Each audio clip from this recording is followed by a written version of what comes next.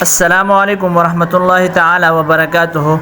محترم سامعین حضرات، آج میں آپ حضرات کے سامنے ایک اور علمی نکتہ لے کر آپ حضرات کے سامنے حاضر ہوا ہوں۔ وہ یہ ہے کہ ایک ہے تقسیم، اس کی تعریف کیا ہے، دوسری نمبر پہ تقسیم کیا ہے، یعنی اس کی کتنی قسمیں ہیں۔ تو سب سے پہلے تقسیم کی تعریف ہے ضم قیود مختلفۃ الی امر مشترک، یعنی امر مشترک کو مختلف قیود لگانے کو تقسیم کہتے ہیں۔ پھر اس کی دو قسمیں ہیں، نمبر ایک تقسیم الکلی الی الجزئی اور نمبر دو تقسیم الکل الی الجزء۔ تقسیم الکلی الی الجزئی اس کو کہتے ہیں جس میں ہر جزئی پر کلی کا اطلاق صحیح ہو، جیسے مٹھائی یہ ایک کلی ہے اور برفی افلاطون مٹھائی کی جزئیات ہے۔ برفی کو مٹھائی کہنا درست ہے، اسی طرح افلاطون کو بھی مٹھائی کہنا صحیح ہے، اور دونوں کو ایک ساتھ بھی مٹھائی کہنا صحیح ہے۔ یہ ہے تقسیم الکلی الی الجزئی۔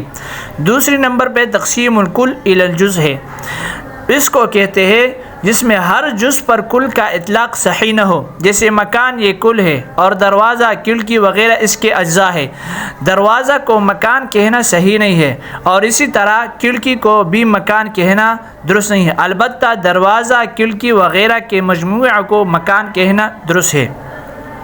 اب ہم کو کیسے پتہ چلے گا کہ یہ تقسیم الکلی الی الجزئی ہے یا یہ تقسیم الکل الی الاجزاء ہے؟ تو اس کے لیے آسان فارمولہ آپ حضرات نوٹ فرمائیے۔ فارمولہ یہ ہے کہ کسی چیز کے بارے میں معلوم کرنا ہو کہ تقسیم الکلی الی الجزئی ہے یا تقسیم الکل الی الجزء ہے، تو اس چیز کو مبتدا بنائیں گے اور اس کے مناسب چیز کو خبر بنائیں گے۔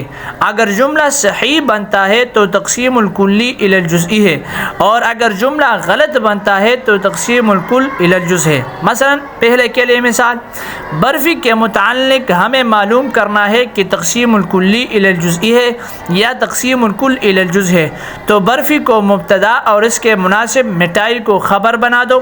اب جملہ بنے گا برفی مٹھائی ہے، اور یہ جملہ صحیح ہے، لہٰذا یہ تقسیم الکلی الی الجزئی ہے۔